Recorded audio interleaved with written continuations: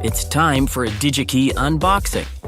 Let's take a look at the Agilex 3 FPGA C-Series development kit from Altera.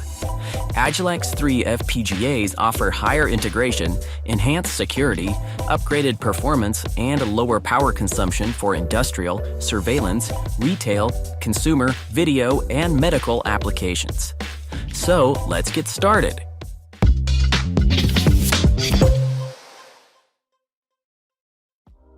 Inside the box, you'll find the Agilex 3 FPGA C-Series development kit, a USB-A to USB-C cable, and printed documentation.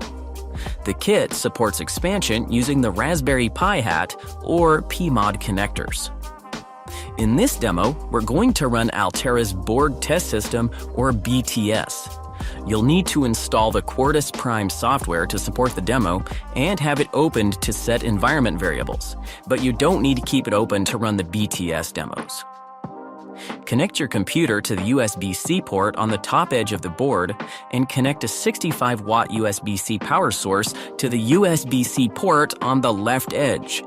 We're going to run a DisplayPort loopback test, so we also need a DisplayPort cable plugged into both DisplayPort ports.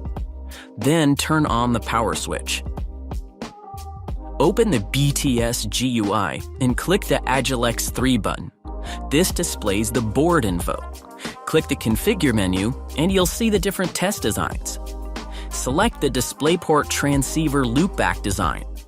Once it loads, you can select different data types and change PMA settings, and then start the test.